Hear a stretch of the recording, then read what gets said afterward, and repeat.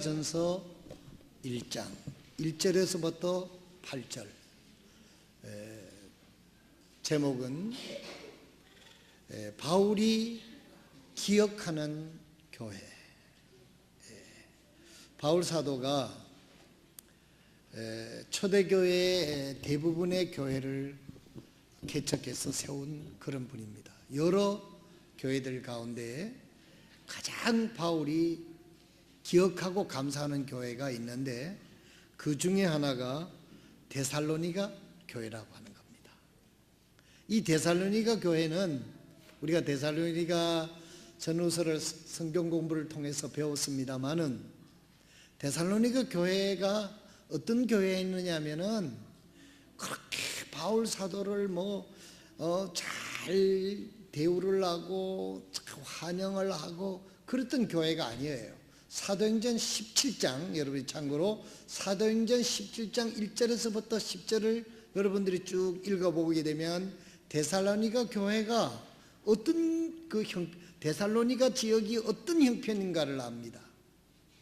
이 데살로니가 그 교회가 있을 때 데살로니가 교회 사람들이 얼마나 바울 사도를 핍박을 했든지 바울 사도가 베레아까지 거의 도망오다시피 와가지고 베레아의 지역에서 하나님 말씀을 선포하는데 거기까지 쫓아와서 해방을 놓는 사람들이 데살로니가 사람들이에요. 얼마나 고약한 사람들입니까?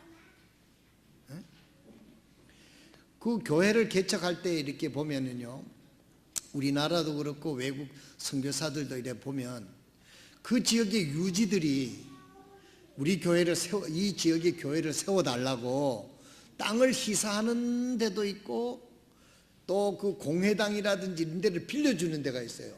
참고로 예를 들면 우리 그 장인 어른이 그때 당시에 그 지역의 유지였는데 조합장도 했으니까 집도 커요.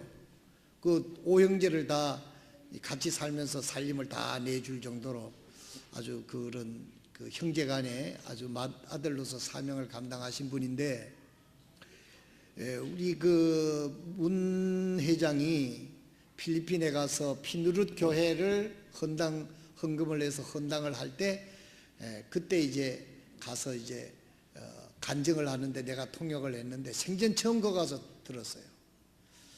자기 집에 와서 선교사들이 와서 마당에다가 마을 사람들 불러 모아놓고 설교를 하는데 그때는 아주 어린 나이였었는데 나도 커서 교회당을 하나님 앞에 지어서 바치고 이런 일을 해야 되겠다 그런 생각을 했었다는 거예요.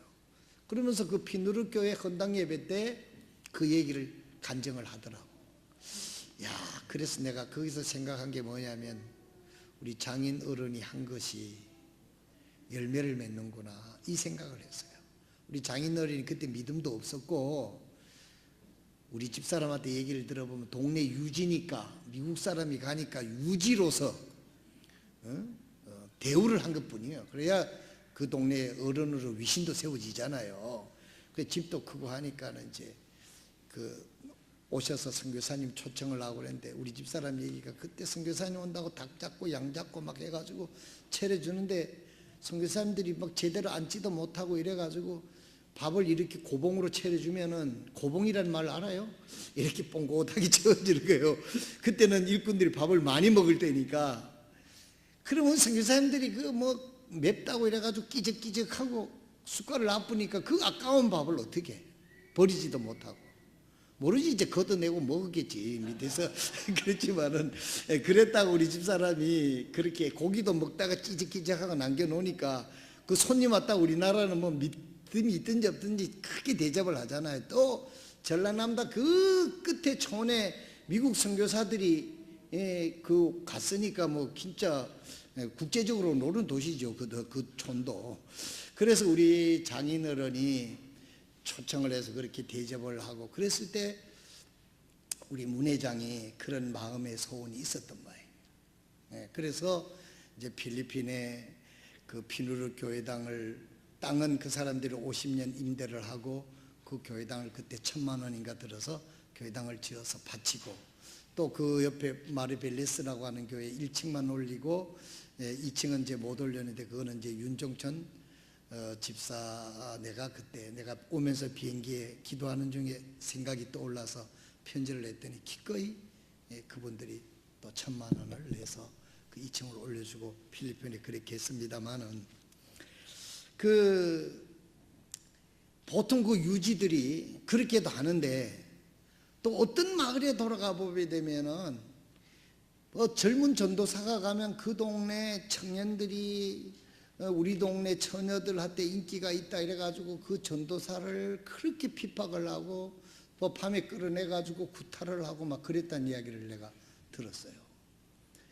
이 데살로니가 교회는 우리나라나 이 선교지에 가게 되면 그 동네 유지들이 땅도 희사하고 이렇게 해서 우리 마을에 교회를 지어달라고, 학교를 지어달라고, 이런 그런 또 훌륭한 지주도 있어요. 그런데 이 데살로니가 교회는 그렇게 아주 사람들이 못되게 핍박을 한 거예요. 바울 사도가 가서 복음을 전하고 그렇게 방해를 교회를 못 세우도록. 그래서 견디다 못해서 잠깐 피신을 해서 베레아에 와서 하나님 말씀을 또 전하는데, 베레아까지 쫓아와가지고 그 바울 사도를 그렇게 못 살게 구는 거예요. 여러분 사도행전 17장 1절에서부터 11절에 보면 그 사건이 아주 내가 얘기한 이상으로 거세고 아주 그 악랄하고 폭도 같은 그런 행사를 바울에게 했습니다. 그래서 바울이 데살로니가 사람인들은 베레아 사람들은 데살로니가인들보다도 더 고귀하여 더 신사적이어서 날마다 말씀을 잘 상고하고 받아들인다, 그렇게 기록을 했습니다. 얼마나 그랬으면은 이 베레아 사람들이 너무 신사적이고 고귀했다는 거죠.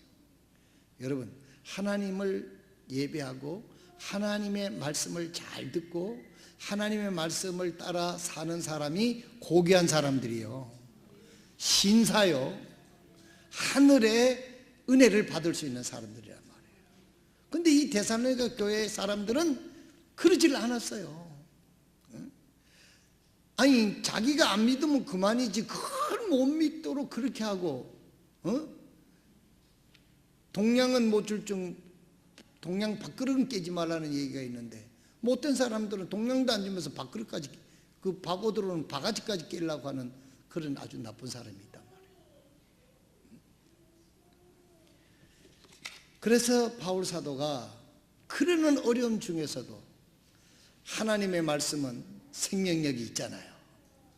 어려움 중에서도 말씀을 전했더니 말씀의 능력이 있어서 그 완악한 마음속에 하나님의 말씀이 떨어져서 거기서 구원받는 사람이 있었던 거예요.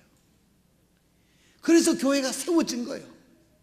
나중에는 그 교회가 얼마나 신실한 교회가 됐는지 바울 사도가 늘 기억하면서 감사한다고 한 교회가 바로 데살로니가 교회, 바울이 기억하고 있는 교회. 고난받고 시련당하고 어려움 중에서 세워진 교회라서 그런지, 또 이 교회가 세워져서 기억되는 일을 해서 기억이 되는지 오늘 말씀을 들어보시면 여러분이 이해가 되리라고 생각을 합니다. 읽겠습니다. 데살로니가전서 1장 1절에서부터 8절입니다. 데살로니가전서 2절서부터 읽겠습니다. 우리가 기도할 때에 너희에 대하여 말하며 너희 모두로 인해 항상 하나님께 감사드림은 하나님 곧 우리 아버지의 눈앞에서 우리 주 예수 그리스도 안에 있는 너희의 믿음의 행위와 사랑의 수고와 소망의 인내를 끊임없이 기억하기 때문이니, 사랑하는 형제들아, 하나님께서 너희를 선택하셨음을 아노라. 이는 우리의 복음이 말로만 너희에게 이르지 아니하고 권능과 성령님과 큰 확신으로 이르렀기 때문이니라. 우리가 너희를 위해 너희 가운데 어떤 사람이 되었는지는 너희가 아는 바와 같으니라. 또 너희는 많은 고난 속에서 성령님의 기쁨과 더불어 말씀을 받아 우리 주를 따르는 자가 되었으니, 그러므로 너희는 마게도니아와 아가야에 믿는 모든 자들에게 본이 되었느니라. 주의 말씀이 너희로부터 나와 마게도니아와 아가야에 울려 퍼졌을 뿐 아니라 하나님을 향한 너희의 믿음이 모든 것에 널리 퍼졌나니, 그러므로 우리는 아무것도 말할 필요가 없노라. 아멘. 성도 여러분, 이 말씀 자체로 여기 이 교회에 대해서 바울 사도가 6절에 이렇게 말합니다. 나는 너희의 많은 고난 속에서 성령님의 기쁨과, 무슨 기쁨과요? 여러분, 그리스도인이 예수를 믿는다고 모든 환경이 좋아지고 모든 내가 원하는 것이 술술 풀리고 다 된다고 여러분은 착각하지 마시기 바랍니다. 환경이 어렵고 내가 생각하는 것이 술술 풀리지 않아도 성령님이 주시는 기쁨을 예수 믿는 사람은 가지고 있는 거예요. 이 부분에서는 아멘을 할 수 있는 사람이 성령의 기쁨을 아는 사람이에요. 예수 믿는다고 해서 무슨 매직처럼 요술마술처럼 갑자기 이렇게 된다고, 여러분 그거 착각하지 마세요. 예수님을 믿고 구원받아도 어려운 환경이 있고 어려운 일들이 있고 핍박하는 사람들이 있고 어려움이 있지만은, 거기서 예수 믿는 사람들이 이 세상에서부터 얻을 수 없는 것, 이 세상에 줄 수 없는 하나님이 성령님을 통해서 기쁨을 주시는 이 기쁨을 알고 가지고 살아가는 동부의 성도들이 되시기를 바랍니다. 우리 유년조일학교 학생들도 정말 예수 그리스도를 개인적으로 알고 주님과 기도하고 어려움이 있을 때나 즐거움이 있을 때나 주님 앞에 기도하고 교통하면서 주님과 함께 동행하는 법을 우리 교회에서 배워야 됩니다. 성경 지식을 축적하는 게 문제가 아니라 주님을 개인적으로 마음에 모시고 그 주님과 기도했더니 주님이 내 기도를 들으시고 나를 인도하시는 것을 순간순간 체험하면서, 어린아이는 어린아이 마음대로, 중고등부는 중고등부의 수준으로, 청년들은 청년들의 수준으로, 장년들의 장년들의 수준으로 하나님을 개인적으로 알고 교통하는 믿음이 가지면은 하나님이 주시는 기쁨, 감옥 속에서도 기뻐 찬양하고 어려움 속에서도 하나님이 이 어려움을 통해서 이루실 하나님의 큰 뜻을 생각하면서 그 어려움을 기쁘게 견딜 수 있는 성령님의 큰 확신을 가지고 이 고린도 교회는 하나님을 섬겼다는 거예요. 그래서 이 고린도 교회가 그 어려움 속에서도 늘 찬송하면서 늘 기뻐하면서 늘 구령하면서 살아가는 이 고린도 교회를 생각할 때마다 바울도 기뻐졌다, 이렇게 이야기를 하고 있는 것입니다. 또 이 데살로니가 교회는 복음이 데살로니가 교회만 머물러 있지 않았어요. 여러분들은 여러분들의 믿음이 여러분 자신에게만 갖고 있기를 원합니까? 아니면 여러분 자녀에게, 여러분 이웃에게, 여러분이 아는 사람에게, 아니면 땅끝까지 내가 알고 있는 예수님의 그 놀라운 복음이 전파되기를 원합니까? 또 전파되고 있습니까? 전파되고 있는 중에 있습니까? 이것을 고민하면서 이것을 생각하면서 사는 것이 그리스도인의 삶이고 이것이 예수를 잘 믿는 삶이에요. 지금 환경이 어렵다, 그거는요 우리들의 신앙의 목적이 잘못되어 있는 겁니다.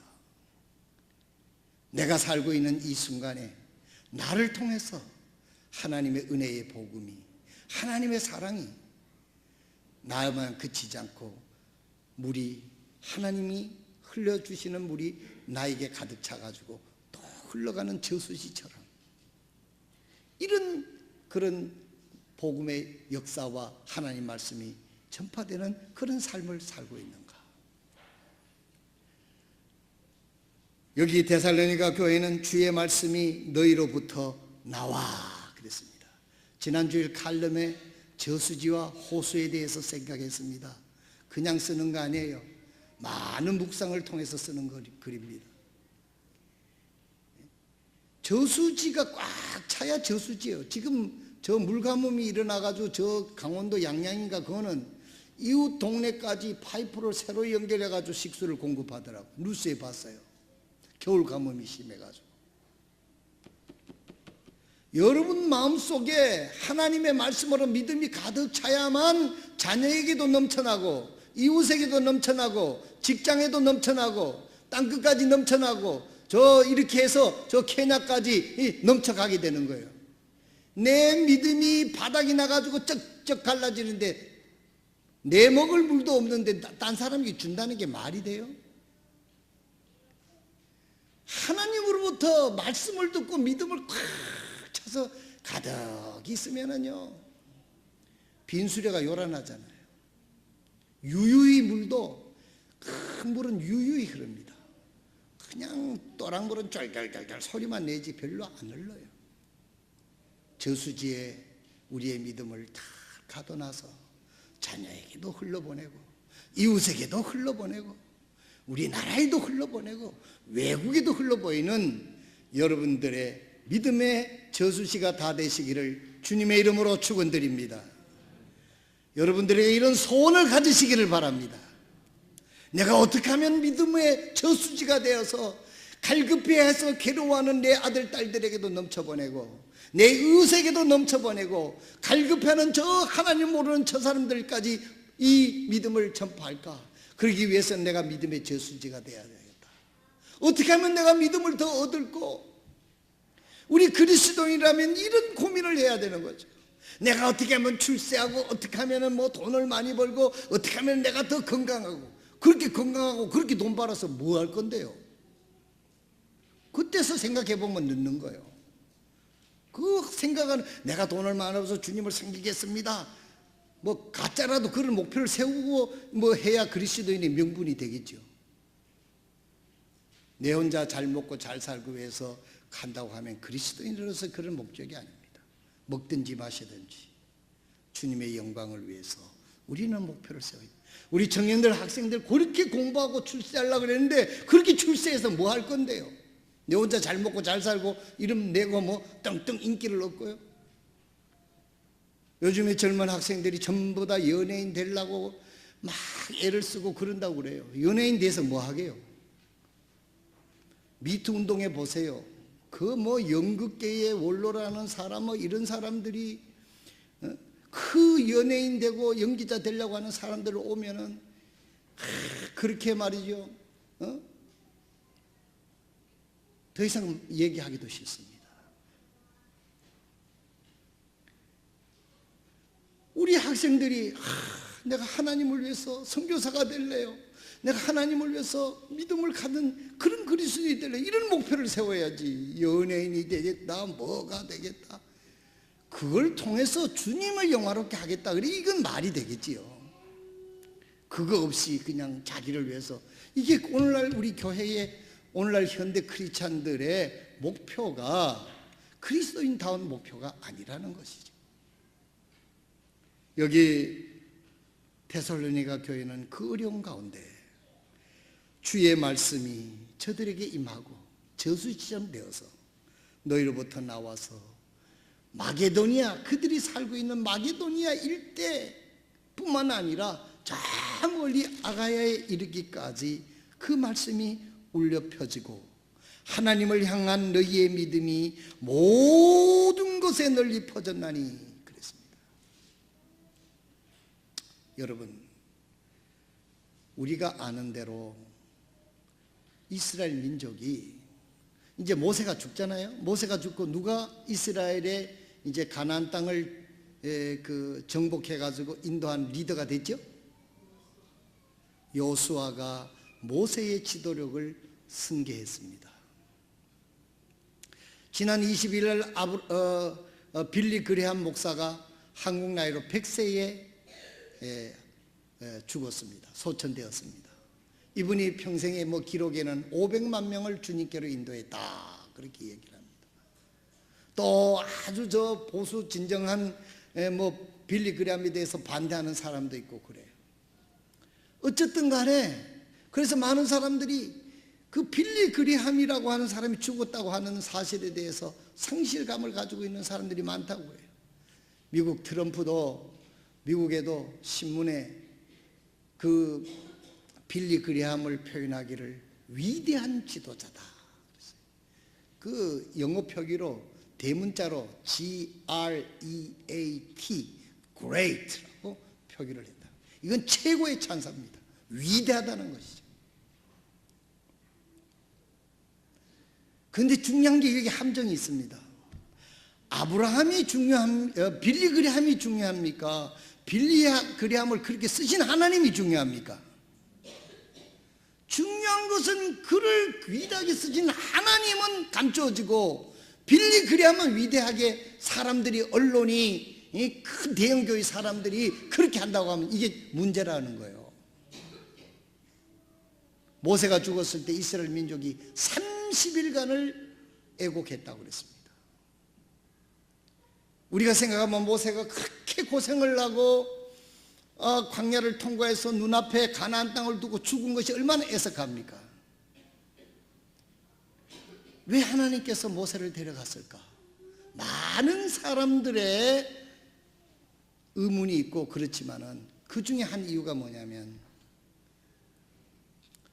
모세는 죽어도 하나님은 죽지 않는다는 것을 하나님이 보여주신 거예요.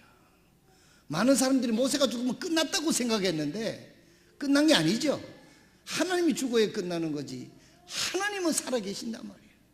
하나님은 여호수아를 통해서도 모세처럼 일하시는 분이 하나님이잖아요. 좀 아멘 하세요. 내 혼자 열내니까 좀 그러네. 아멘입니까? 그 말은 뭐냐면 하나님이 빌리 그레함을 쓰시는 것처럼, 하나님이 모세를 쓰시는 것처럼 하나님이 마음이 있으면 여러분도 쓸 수 있다는 거예요. 아멘? 그러니까 우리 희망이 있는 거예요. 평범하고 알아주지 않아도 하나님이 나를 쓸 수 있다면 쓴다는 거예요. 이 얼마나 놀라운 진리입니까? 모세가 죽었다고 아이고 이젠 끝났다, 이제는 우리는 이거 어찌할꼬. 정신의 첫 번째는 그랬지만 가만히 생각을 해보니까 하나님은 안 돌아가셨지. 하나님이 모세의 주인인데 하나님은 또 모세보다 더한 사람도 줄 수 있고 못한 사람도 줄 수 있고 하나님에게 달렸지. 그러니까 정신을 차린 거예요. 그래서 여호수아를 딱 들어가지고 맨 첫 번에 딱 갔는데 앞에 뭐가 가로막혀 있었죠? 뭐가 가로막혀 있었어요? 철조망이? 철조망이 가로막혀? 오뚝 못하는 38선이 가로막혀 있었습니까? 뭐가 가로막혀 있었어요? 요단강이 요르단 리버, 졸단 리버, 이게 이래야 국제적이 됩니다. 요단강 하면 미국 사람 못 알아들어요. 졸단 리버. 그 리버가 꽉 가로막혀 있는데 거기 때도 또 홍수 때야, 장마철이라 물이 콸콸콸 넘쳐가지고 도저히 노약자 어린애들 데리고 이 강을 건널 수가 없었던 거예요.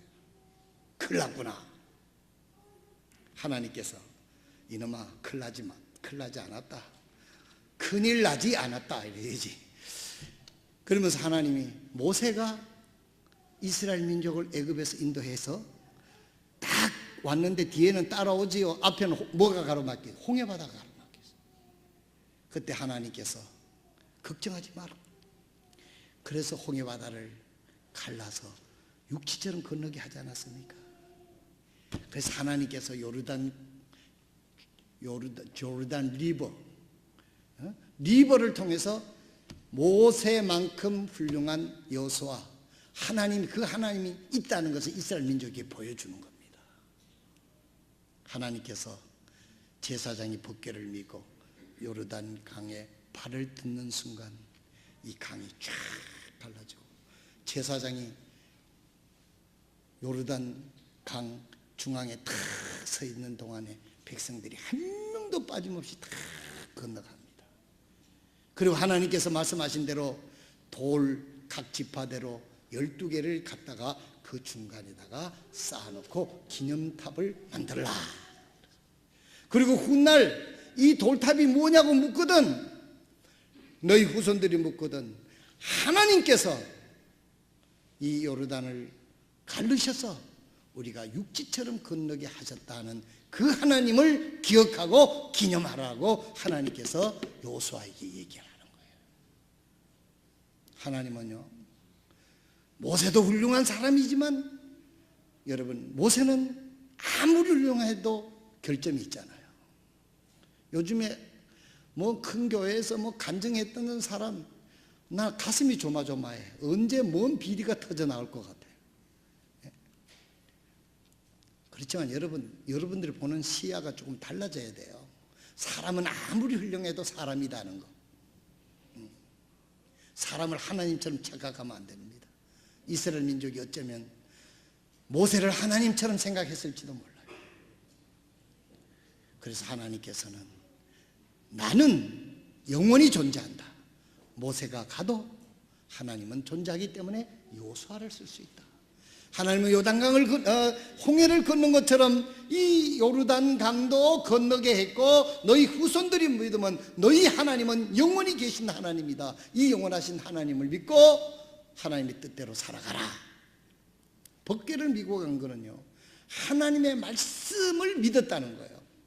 앞으로 우리 모두는요, 이 세상의 어떤 철학이나 어떤 사회적인 사고방식, 학문을 가지고, 지식을 가지고는 하나님을 알 수 없다. 그 책 제목이 그런 책이 있어요. 지식으로는 하나님을 알 수 없다. 맞잖아요. 아멘도 안 해요. 대학을 졸업하고 박사가 됐다고 하나님을 아는 게 아니에요. 하나님의 말씀을 통하여 생생히 살아계신 하나님을 알고 믿을 수 있음을 믿으시길 바랍니다. 그렇기 때문에 말씀을 들어야 되고, 예배를 드려야 되고, 성경을 읽어야 되고, 성경을 암송해야 되고, 성경을 마음속에 가득히 채워야 성경적 사고방식을 할 수가 있는 거예요. 법궤를 앞세우고 쫙 하니까 그런 역사가 일어났어요. 오늘 우리들이 내일 일을 알 수 없습니다. 내일에 무슨 일이 일어날지 모릅니다. 그러나 분명한 것은 이 말씀은 하나님의 말씀이라는 거. 이 말씀대로 우리가 한 발자국 한 발자국 인생의 나침판이 돼서 순종하면 후회함이 없는 인생을 살게 될 것을 믿으시기를 바랍니다. 하나님이 우리를 통해서 원하시는 것은요, 우리를 통해서 하나님의 말씀이 전파되기를 원하시는 줄로 믿으시기를 바랍니다. 목사만 그렇게 하는 거 아니에요. 전도사만 그렇게 하는 거 아니에요. 집사만 그렇게 하는 게 아니에요. 선교사만 그렇게 하는 게 아니에요.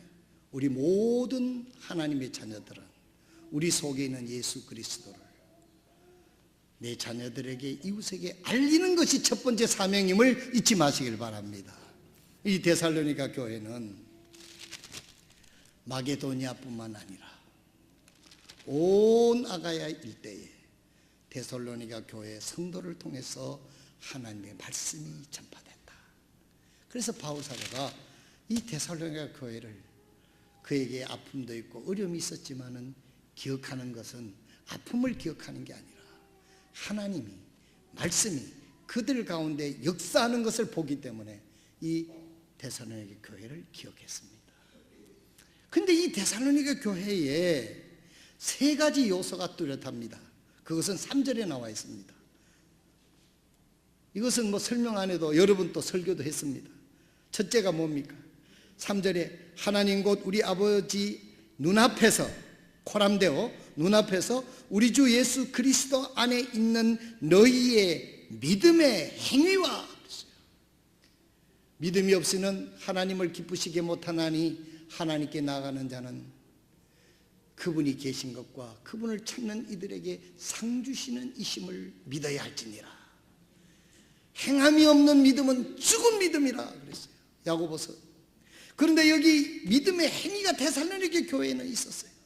이스라엘 민족도 앞에 있는 그 조르단 리버가 콸콸 넘치고 있을 때 아이고 죽었네, 아이고 어째 하나님이 왜 이러고 있었을 것 같으면은 저들은 요단강을 건너지 못했습니다.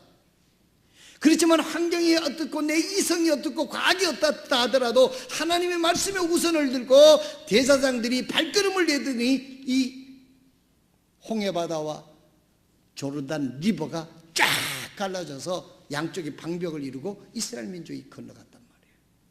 성도 여러분, 오늘날 현실에 살 때 여러분 가운데 환경이, 어려움이, 이성이, 과학이 가로막고 있어도 말씀으로 행하는 여러분들이 되어서 말씀이 역사하는 것을 체험하시기를 바랍니다. 체험하시기를 바랍니다. 오늘날 왜 하나님 역사가 드러나지 않는 줄 알아요?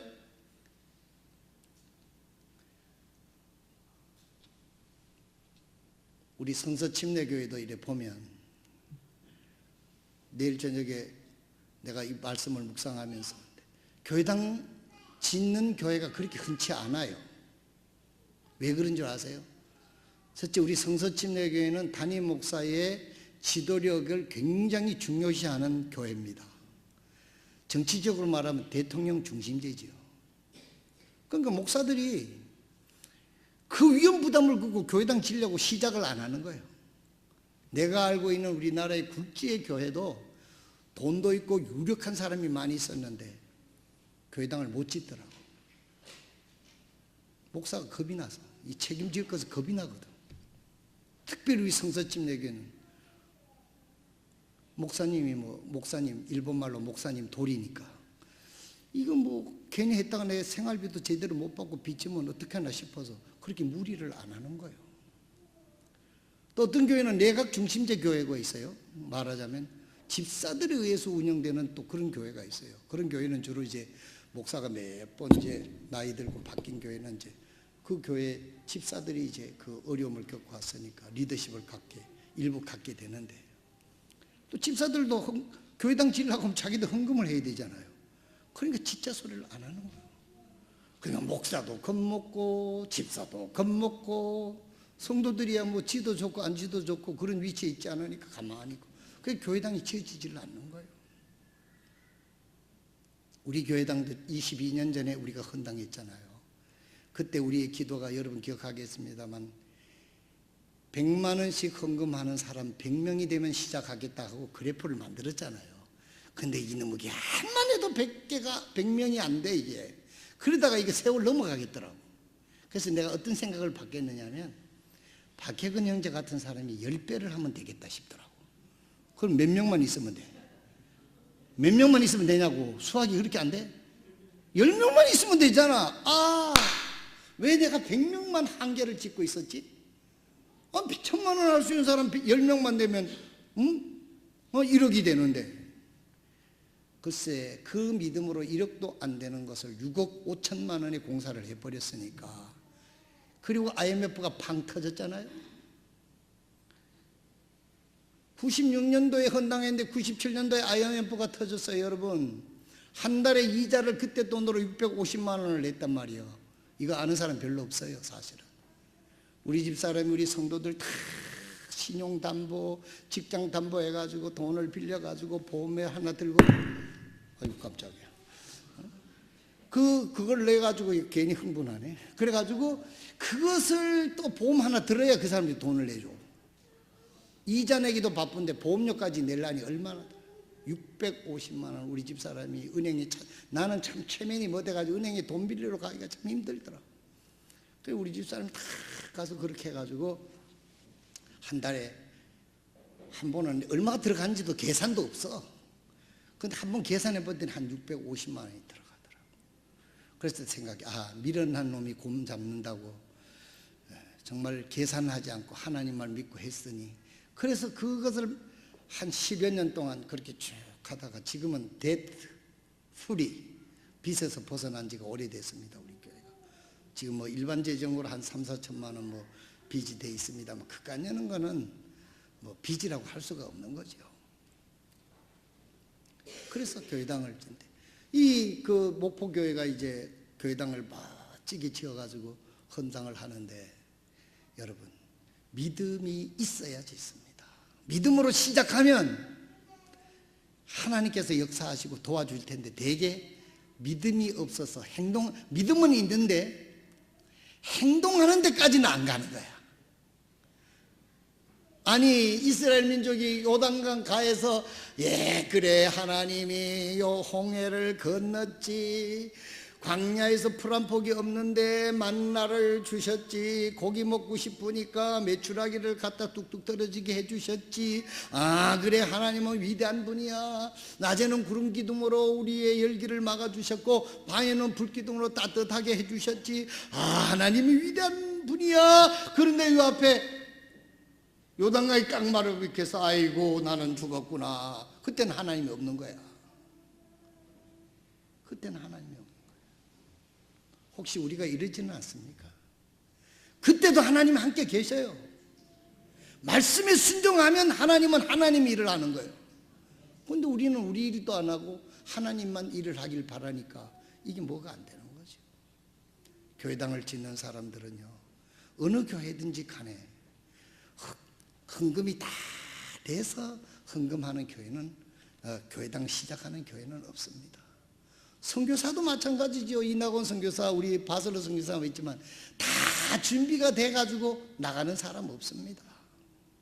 우리 미국 선교사들은 2년 동안 교회를 돌면서 어느 정도 모금이 돼야 나가도록 허락을 해줘요. 각 교회에서 후원을 받아가지고. 그렇다고 해서 그게 다 된 게 아니죠. 겨우 생활비를 해가지고 나가는 거예요. 그래서 나가면 또 어떤 교회도 무슨 뭐 법적으로 조약한 것도 그 중간에 교회가 뭐 어려워가지고 담임 목사가 가고 막 이래 어려지면 헌금 뚝 끊어지는 경우도 없어요. 그럼 뭐 어디서 가 달라 그러겠어요? 선교본부에다 뭐 고발할 거예요, 고소를 할 거예요? 안 되잖아요. 하나님만 바라보고 해야 되는 거예요. 그런 믿음으로 선교지에 가는 거예요. 그러면 선교지에 어려운 일들이 많이 기다리고 있지만 하나님과 씨름하면서 그런 문제를 해결해 나가는 거 아닙니까? 데살로니가 교회는 어떤 교회라고요? 믿음의 행위가 있는 교회입니다. 시간이 되니까 설교를 안 듣네. 행위가 있는 교회. 여기까지 하겠습니다. 나머지는 오후에 또 하겠습니다.